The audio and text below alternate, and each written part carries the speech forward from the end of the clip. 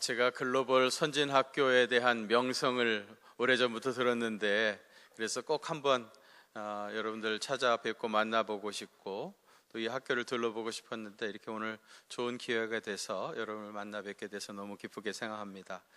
아까 찬양하는 것 보니까 감동이 확 밀려오더라고요. 정말 이곳에서 여러분들이 크리스찬 리더십으로 성장해서 하나님이 마음껏 들어쓰실 만한 위대한 인재들이 다 되시기를 바랍니다. 여러분, 그 세상에 많은 사람들이 있는데 그 많은 사람들을 셋으로 나누면 어떻게 했나? 누구는 흑인, 백인, 그 다음에 황인종 이렇게 얘기하면은 큰일 납니다. 그러면 인종 차별한다고 해서 큰일 납니다. 어떤 사람은 그러더라고요. 남자, 여자, 그 다음에 또 뭘까요? 아줌마. 그렇다 그래요. 아줌마하고 여자하고는 많이 다르다 그래요. 나는 잘 모르겠는데. 근데 여러분, 우리 예수 믿는 사람들을 영적으로 얘기하면은, 사람을 크게 셋으로 나눈다면은, 첫째는 육에 속한 사람, 육에 속한 사람. 그 헬라어로 얘기하면은 푸시코스라고 그러는데요. 헬라어로는 육체를 푸시케라고 그럽니다. 이 푸시케에 속한 사람 그래가지고 푸시코스. 영어로 얘기하면요, the man without the spirit, 성령이 없는 사람입니다. 성령이 그 안에 계시지 않기 때문에 성령이 하시는 일, 그런 걸 이해할 수 없고요, 오직 푸시케, 육체만 있는 사람입니다. 근데 이 육체라고 하는 것이 하는 일이 뻔합니다. 갈라디아서 그 5장 19절 이하에 보면 이런 말씀이 있어요. 육체의 일은 분명하니 음행, 더러운 것, 호색, 우상숭배, 주술, 원수 맺는 것, 분쟁, 시기, 분냄과 당짓는 것, 분열함, 이단, 투기, 술 취함, 방탕함. 인간의 그 푸시케, 육체 가지고 할 수 있는 것들은 이런 것들 뿐이라는 겁니다. 그래서 푸시코스는 성령이 전혀 그 안에 계시지 않기 때문에 자기의 육체를 가지고 이런 육체의 열매들을 맺으며 살 수밖에 없는 사람, 이런 사람이 이제 육에 속한 사람이고요. 그 다음에 두 번째로는 우리 성경에서는 육신에 속한 사람이라 그렇게 번역을 했어요. 육신에 속한 사람. 헬라어로는 사르키코스라고 하는데요, 이건 뭐냐면은 성령을 받아들이긴 했습니다. 성령이 받아들여 성령의 사람, 하나님의 자녀가 된 건 사실인데 아직 제대로 성장하지 못한 영적인 어린아이, 제대로 성장하지 못한, 사실 우리가 처음에는 다 이제 이렇게 이제 영적 어린아이로 시작되어지죠. 예수님 영접하고 그리고 나서 이제 정상적으로 성장이 되어져 가야 되는데 잘 자라지 못하고 있는 사람을 사르키코스라 그렇게 얘기합니다. 그 다음에 이제 세 번째로는 푸뉴마티코스라고 했는데 오늘 우리 성경에서는 신령한 자 그렇게 이제 번역을 했는데 저는 영에 속한 사람이라 그렇게 이제 번역을 하고 싶어요. 이 영에 속한 사람은 뭐냐면은 the man with the spirit, 성령님과 함께 거하는 사람. 이게 이제 영에 속한 사람입니다. 그러니까 세 부류의 사람이 있다고 그랬죠. 첫째는 뭐였죠? 육에 속한 사람, 육에 속한 사람. 그 다음에 두 번째로는 육신에 속한 사람. 그리고 세 번째는 영에 속한 사람. 그랬어요. 그러면은 이 세 부류의 사람 중에 내가 어디쯤 끼어 있을까, 그런 생각을 해볼 필요가 있는데, 사실 우리 중에는 육에 속한 사람은 없어요. 육에 속한 사람은 누구냐면은 아예 예수님을 영접하지 않은 이방인들, 교회 밖에 있는, 전혀 예수님을 알지 못하는 사람이 이제 육에 속한 사람이니까, 여기 우리 크리스찬 스쿨에 와 있는 여러분들은 다 예수님을 구주로 영접한 사람이라면 여러분 가운데는 육에 속한 사람은 없고요. 우리는 다 이제 예수님을 영접한 사람이니까 예수님을 영접하고 아직 어린아이 단계에 머물러 있는 사르키코스, 육신에 속한 사람에서부터 시작해가지고 영에 속한 사람, 성령님과 함께 하면서 성령의 열매들을 맺어가는 그런 영에 속한 사람, 그 중간 어디쯤 있는 거죠. 그러니까 우리 선생님이 기도하시면서 성령의 열매를 맺는 그런 생애를 살아가게 해달라고 기도하셨는데, 성령의 충만함을 받게 되어지면은 성령님께서 내 몸을 주장하셔서 내 몸을 주장하셔서 내 몸을 통해서 성령의 열매를 맺는 거예요. 아까 처음에 얘기한 것처럼 이 우리의 육체라고 하는 건 결국은 육신의 열매를 맺을 수밖에 없는 그런 한계를 가지고 있습니다. 인간의 육체를 가지고 한다는 게 그런 것밖에 없는 겁니다. 근데 여러분, 성령의 열매는 그러면서 사랑, 희락, 화평, 오래참, 자비, 양성, 충성, 온유, 절제 이렇게 얘기하잖아요. 근데 여러분들은 아주 명문학교 다니는 분들이니까 잘 알 것 같아요. 그게 성령님의 열매입니까? 아니면 예수 믿는 사람들의 열매입니까? 정확하게 얘기하면 성경에서 뭐라고 되어 있어요? 오직 성령의 열매는 그랬어요. 그죠? 그러니까 성령님께서 맺으시는 열매입니다. 사람들의 열매가 아니고요. 그죠? 정확하게 얘기하자면. 그런데 문제는 성령님은 우리처럼 이런 육체가 없는 겁니다. 이런 몸이 없어요.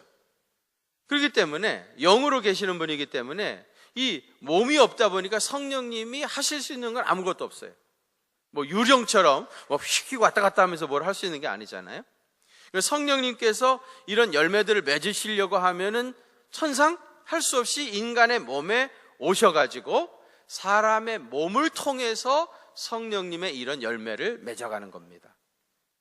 그러니까 성령 충만이라고 하는 말은 뭐냐면은 성령님께서 오셔서 내 몸을 완전히 지배해서 이 몸을 가지고 성령님의 열매를 맺는 거예요. 근데 여기 딜레마가 있는 거예요. 무슨 딜레마인가 하면 아까 얘기한 대로 우리의 몸이라고 하는 거는 죄악된 습성을 따라가지고 육체의 열매는 뻔하다 그러면서 뭐 음란함과 투기함과 사치함 이런 것들이라고 그랬잖아요. 우리의 몸은 그런 것들, 그런 육체의 열매를 맺던 몸인데 성령님께서 오셔가지고 바로 그 몸을 가지고 성령님의 열매를 맺어가려고 하니까 이게 쉽지 않겠죠. 그래서 이제 성령의 충만함이라고 하는 건 뭐냐면은 성령님께서 내 안에 오셔가지고 완전히 내 몸을 지배하게 되어지는 거예요. 그래서 내 몸을 통해서 성령의 열매, 사랑, 희락, 화평, 오래 참음, 자비, 양성, 충성, 온유, 절제 이런 열매들이 내 몸을 통해서 나타나기 시작하는 겁니다. 한번 생각해 보세요. 그런 열매가 내 몸을 통해서 실제로 막 나타나는 거예요. 사랑의 열매, 희락의 열매. 그렇게 기쁨이란 걸 몰랐던 사람이 성령님이 오시면서 내 몸을 통해 내가 기쁨을, 이게 기쁨이라는 거구나. 야, 진짜 기쁨이라고 하는 게 이런 거구나 하는 것들을 내가 느낀다. 화평, 그렇게 싸우고 그러고 막 갈등하던 사람이 관계가 좋아지고요.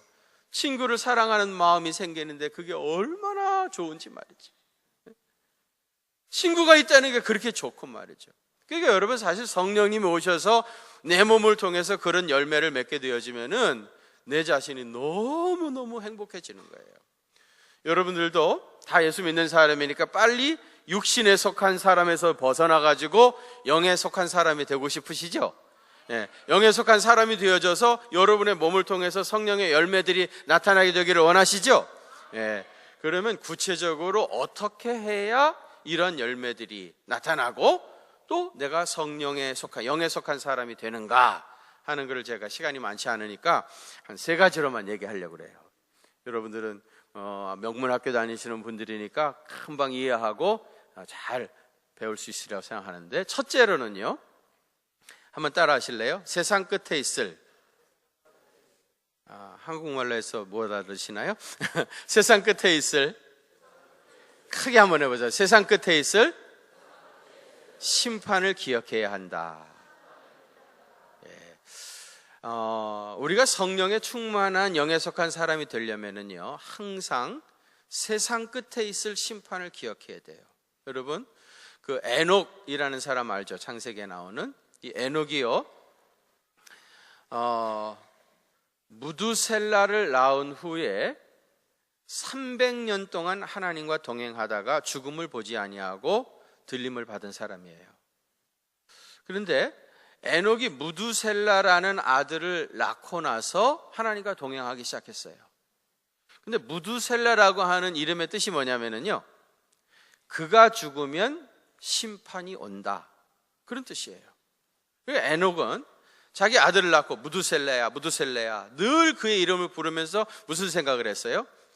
이 아들이 죽으면 세상에 심판이 온다 하는 세상 끝을 늘 기억했던 겁니다. 실제로 무두셀라가 969살에 죽었는데요, 성경에서 제일 오래 장수한 사람이에요.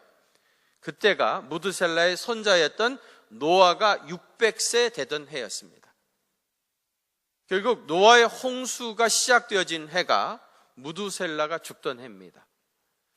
제가 전에 미국에 여행하다가 필라델피아에서 이제 뉴욕 쪽으로 가다 보니까 랭체스터라고 하는 곳이 있는데 거기 큰 뮤지컬 극장이 있습니다. 한 3,000명 정도 들어가는 큰 뮤지컬 극장인데 마침 그 모세라고 하는 노아라고 하는 뮤지컬을 한다고 그래가지고 들어가서 봤는데 거기 보니까 노아의 할아버지 무두셀라가 죽고 그래서 노아가 할아버지 장례식을 다 치르고 일주일 후에 노아의 홍수가 시작되어지는 걸 볼 수 있어요.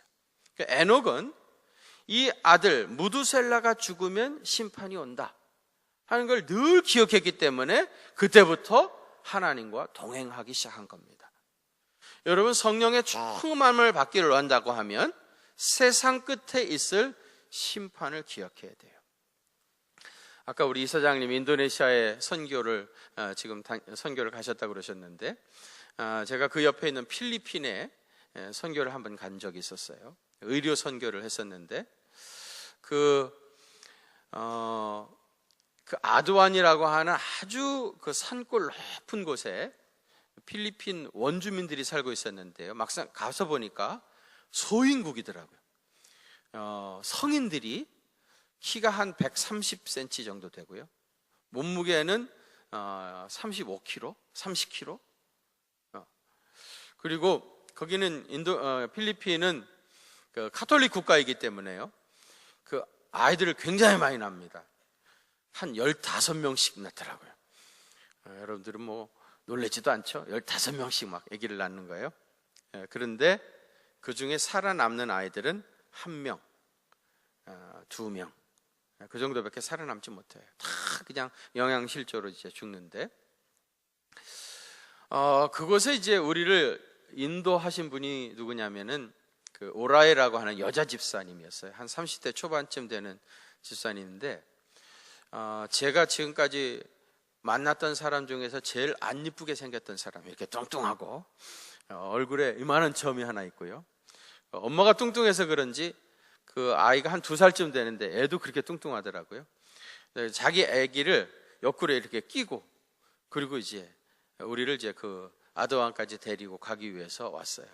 그분이 이제 데리고 우리를 그 아드완 산악지대로 올라가는데 한 4시간 정도 올라가는데 보니까 거기 이제 화산이 많이 빈번하게 폭발하는 곳이어가지고요, 화산 재들이 막 발이 푹푹 빠질 정도로 많이 쌓여 있더라고요. 한 4시간을 올라가는데 얼마나 더운지 말이죠. 막 그야말로 땀을 비 오듯 쏟으면서 이제 올라갔습니다. 가서 이제 선교 사역을 하고 또 치료를 하고 영양제 나눠주고 그리고 이제 돌아오려고 하는데 이분들이 우리 붙잡고 하룻밤만 자고 가라는 거예요. 그래서 우리가 또 다른 일정이 있어서 이제 그럴 수 없다고 그랬더니 다음에 꼭 오겠다고 약속하래요. 근데 그 사람은 워낙 순진하니까 그래 올게요, 다음에 올게요 그렇게 약속하면 진짜 오는 줄 알고 기다립니다. 올 때까지 기다려요. 그러니까 약속을 하지 말라고 그래요. 우리 약속할 수가 없다고. 그때 이분들이 그러면은 우리 천국에서 만나자고 그러는 거예요. 그래서 참 거기 천국에서 만나자고 그러니까 우리 거기 있던 사람들이 다 같이 부둥켜 안고 울고 그리고 내려왔습니다. 내려왔는데 내려오는 길에 이제 제가 그 뚱뚱한 그 오라에라는 집사님 보고, 아니 집사님 여기가 이렇게 올라가는데 4시간 내려가는데 또 4시간 걸릴 거 아니에요? 하루에 8시간이나 왔다 갔다 해야 되는데 도대체 누가 와가지고 여기에까지 와서 저 사람들한테 전도를 해서 이렇게 많은 사람들이 예수님을 믿게 됐냐고 내가 물어봤어요. 그때는 이제 그 옆에 그 선교사님이랑 오라이 집사랑 나랑 같이 내려가는데 그 선교사님이 그런 얘기 하는 거예요. 자기가 이제 처음에 이 선교지에 와가지고 쭉 돌아보니까 그 중에서도 제일 어려운 데가 이 아드완이라는 산지족이 살고 있는 이 동네인데, 워낙이 이제 멀고 또 거기가 이제 공산 게릴라들이 많이 출몰하는 지역이어가지고 위험하고, 그런데 이 사람이 그렇게 가난하게 고생하고 살다가 죽으면 천국이라도 가야 되는데 누가 와서 전도할 사람이 없는 거야. 그래가지고 이제 목사님이 어느 날 이 오라의 집사님을 불러가지고, 집사님, 내가 정말 말이 떨어지지 않는 부탁을 좀 하려고 하는데 꼭 들어주세요. 내가 아드완 갔다 왔는데 그 사람들이 너무너무 불쌍해서, 그들이 정말 애기 15명씩 낳지만 한 명도 제대로 살지 못하는 그런 어려운 곳에 살고 있는데, 예수님 믿고 천국 갈 수 있도록 내가 집사님을 거기 구역장으로 임명할 테니까 가서 좀 그 마을을 섬겨주시고 전도해달라고 그렇게 부탁을 했대요. 근데 목사님이 그렇게 부탁하고 그 다음 날부터 이분이 매주 금요일 날 그 아기를 옆구리에 끼고 4시간 올라가서 구역 예배 인도하고 4시간 내려오고 매주 그렇게 했대요. 지난주에 80명이 구역 예배를 드렸대요. 거기 마을 사람이 다 합쳐서 100명이 조금 넘었는데, 이 집사님이 이제 얼마 지나면 이 마을 사람 다 예수 믿을 거라고 쭉 가지고 얘기하더라고요.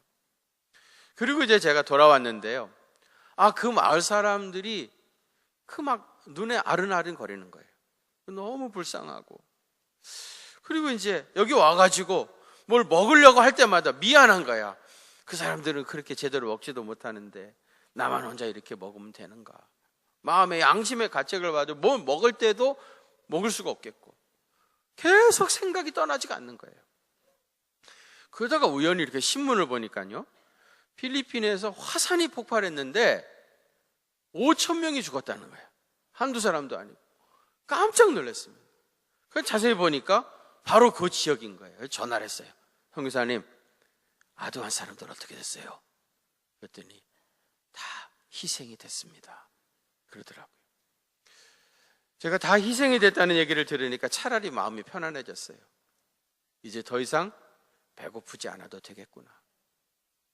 그때 천국에 가서 꼭 만나자고 그랬는데 천국 가면 이분들 다시 만날 수 있겠구나, 그런 생각이 들어요. 그러면서 그 오라의 집사님이 생각이 났어요. 야, 오라의 집사님이 없었으면 그 영혼들이 다 어떻게 됐을까? 오라의 집사님 천국 가서 참 상 많이 받으시겠구나. 참 오라의 집사님이 굉장히 부럽게 느껴졌습니다.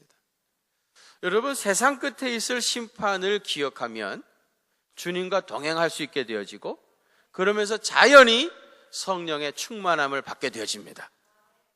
여러분, 그렇죠? 학생들도 그렇죠? 공부를 열심히 할 수 있는 이유가 뭐예요? 학기말고사가 있으니까 그렇잖아요. 만일 학기말고사가 없다고 하면 여러분들이 공부 열심히 하겠어요? 세상 끝에 있을 심판이 있다.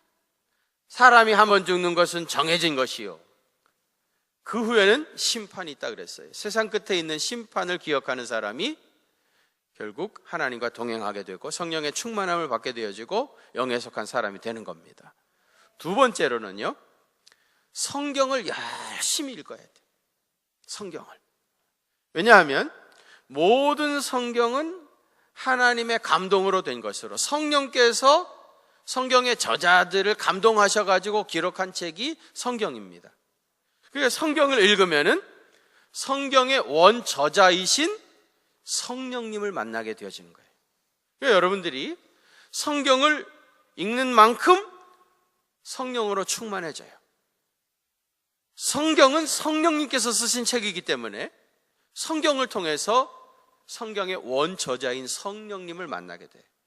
그래서 여러분들이 공부하시기 바쁘고 또 운동도 해야 되고 또 여러 가지 해야 할 일이 많지만은 성경 말씀 읽는 것을 열심히 해야 됩니다. 제가 오늘 와가지고 참 은혜를 벌써 많이 받았는데, 제가 이 채플에 와가지고 학교 채플에 가서 강의도 좀 설교도 여러 번 해봤는데, 대부분의 기독교 학교들이 목사님 설교 15분만 해주세요 이러거든요. 그래서 내가 오자마자 우리 교목 목사님한테 몇 분 설교해야 됩니까? 그러니까 40분에서 50분 하셔도 됩니다. 그래서 깜짝 놀랐어요. 대부분 다 15분에서 20분 넘어가면 공부 때문에 큰일 납니다. 그러는데 여러분들이 이렇게 하나님 앞에 나와 예배드리고 말씀 듣고 아까 이렇게 너무 뜨겁게 찬양하고 이런 걸 통해서 성령의 충만함을 받게 되어져요. 여러분, 이 하나님 말씀 묵상하고 찬양하는 일에 집중을 해야 성령의 충만함을 받게 되고, 성령의 충만함을 받아야 그 성령님이 내 몸을 주장하기 시작합니다. 내 몸을 지배하기 시작하는 거예요. 성령으로 충만한 만큼 내 몸을 통해서 그런 열매들이 나타나는 겁니다. 마지막 세 번째로는 예수님의 마음을 본받아야 됩니다. 우리가 성령으로 충만한다는 말은요, 예수님의 마음으로 충만해지는 거예요. 예수님의 영성과 예수님의 인격을 닮아가는 겁니다. 예수님이 뭐라고 그러셨어요?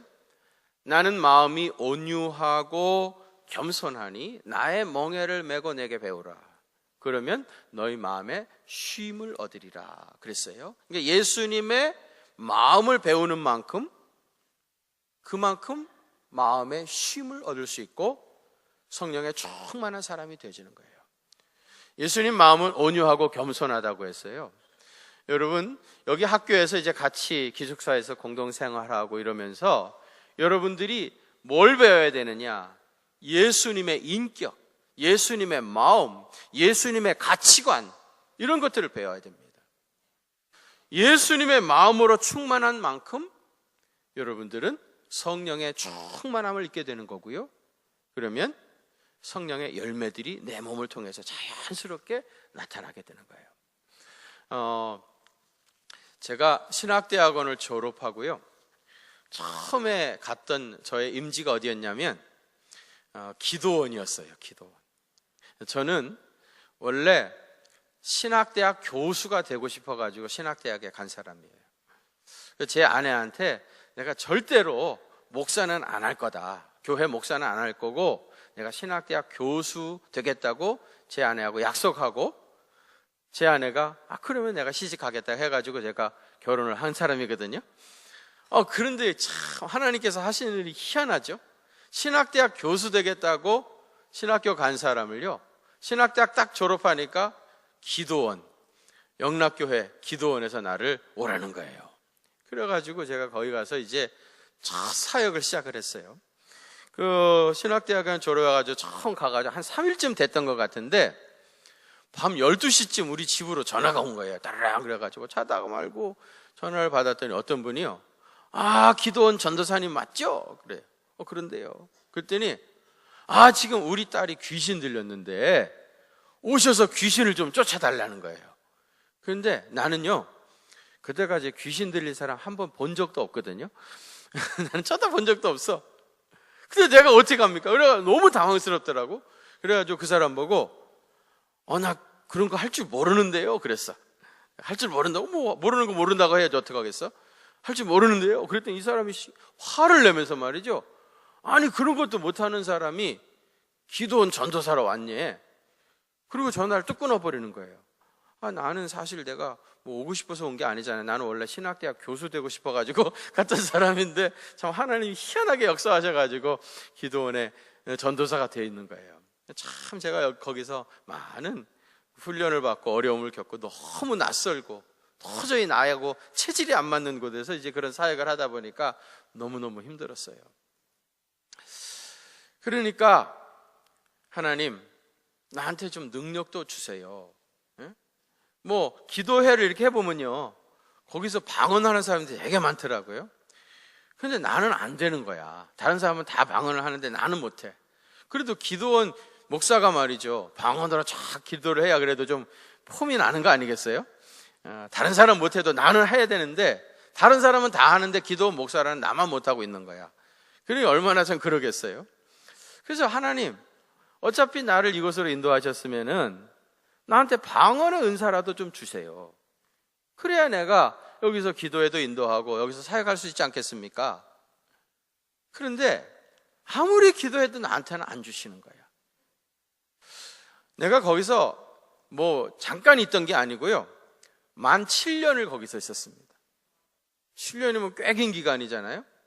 그래 계속 은사를 달라고 기도했지만은 하나님께서 그런 은사를 베풀어 주시지 않는 거예요.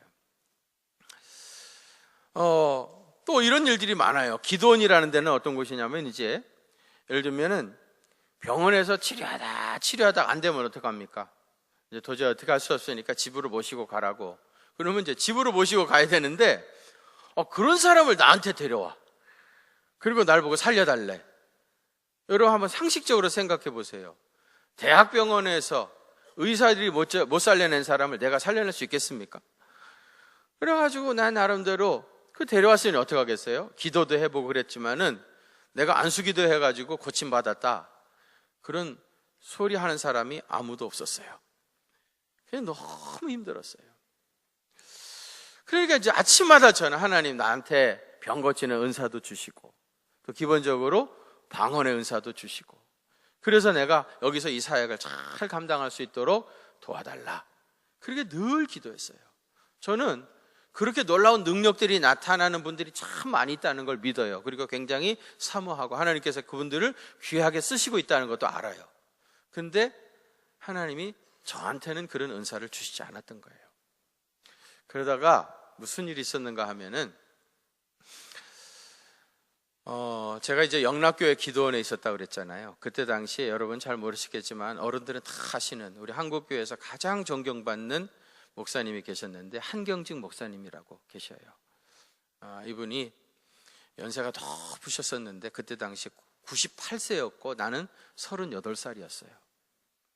근데 이제 제가 연초가 돼가지고 교인들 몇 분 하고 가서 목사님한테 세배를 드렸어요.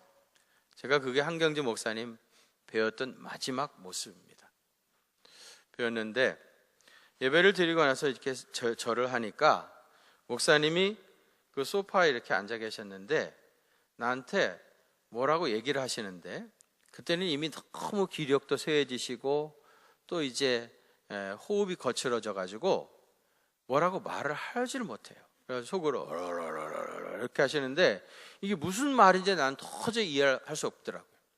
근데 이제 모시고 있었던 그 장로님은 항상 같이 있었으니까 무슨 말씀하시는지 잘 알잖아요. 나한테 이제 통역을 해주더라고.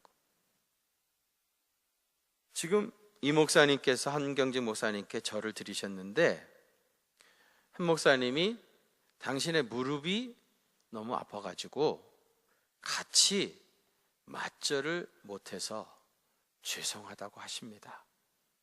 그렇게 얘기하는 거예요. 그때 그 목사님이 98세셨고요. 그분은 그 교회의 원로 목사님이셨고, 나는 그 교회에 38살 난 부목사 중에서도 제일 어린 부목사였어요. 그 목사님이 같이 맞절 못해서 죄송하다고 그렇게 말씀하신 거예요. 제가 그 이야기를 듣고 그 남한산성이 목사님 계셨던 사택이 있었는데 거기서 이렇게 내려오는 차 안에서 이거였었구나. 이 한경직 목사님의 능력은 낮아짐과 겸손에 있었던 거구나. 98세 나신 원로 목사님이 38살 난 그 교회 부목사 중에서도 제일 어린 부목사한테 같이 맞절하지 못해서 미안하다고 말씀하는 이 낮아짐과 겸손이 이 목사님의 힘이었구나. 그걸 내가 깨달았어요. 그리고 돌아와가지고 내가 하나님 앞에 드리던 기도가 완전히 달라졌어요. 그 전에는 하나님 나한테 방언의 은사도 주시고 병 고치는 은사도 주시고 이런 은사를 주셔가지고 내가 힘있게 이런 사역 잘 감당하게 해달라고 그랬는데, 그 이야기를 듣고 돌아와서 하나님, 나 이제 방언 못해도 괜찮습니다. 내 손을 통해서 아무런 능력이 나타나지 않아도 상관없습니다. 사람들이 날 보고 설교 못한다고 말해도 괜찮습니다. 하나님, 나에게 겸손한 마음을 주십시오. 그래서 사람들을 섬기는 목사가 되겠습니다. 그렇게 하나님 앞에 기도를 했어요. 그런데 그 기도를 드리고 불과 얼마 지나지 않아 가지고 제가 기도원을 내려오게 됐어요. 결국 하나님은 나를 왜 정말 내가 신학 대학 교수 되겠다고 했던 사람을 기도원에 붙잡아 놓고 7년 동안이나 왜 거기 있게 했느냐 하면 결국은 그 기도, 하나님 낮아져서 겸손한 종으로 사람들을 섬기는 생을 살아가고 싶습니다. 그 기도 한마디 듣고 싶으셔서 나를 7년이나 그곳에 붙잡아 두셨던 겁니다. 예수님의 마음은 낮아짐과 겸손에 있어요. 제가 보니까 이 학교는 명문 학교이고 또 여러분들은 큰 인물들이 될 사람들입니다. 하나님께서 이미 여러분들을 향한 그런 놀라운 꿈과 계획을 가지고 있어요. 여러분들이 아무리 크고 높고 위대한 인물이 되어도 여러분 마음은 언제나 예수님의 인격, 예수님의 마음을 본받아서 겸손해야 됩니다. 더 낮아져야 됩니다. 주님은 교만한 사람은 물리치시고 겸손한 자를 들어서시는 분이에요. 예수님의 인격, 낮아짐과 섬김, 예수님의 마음을 꼭 배워서 역사의 마지막 때 귀하게 쓰임받는 그러한 믿음의 사람 되시기를 간절히 바랍니다. 성령 충만함 받기를 원한다면 세 가지 해야 된다고 했어요. 첫째는 뭐라고 그랬죠? 첫째는 세상 끝에 있을 심판을 기약해야 한다. 두 번째는 성경을 많이 읽어야 성경의 원저자이신 성령님으로 충만하게 된다. 세 번째 뭐였죠? 예수님의 마음을 본받고 배워야 된다. 예수님의 인격, 낮아짐과 겸손, 그 마음을 배우시면 성령의 충만함을 받아서 여러분 몸을 통해서 성령의 열매가 맺어지는 푸뉴마티커스, 영에 속한 사람이 될 줄로 믿습니다.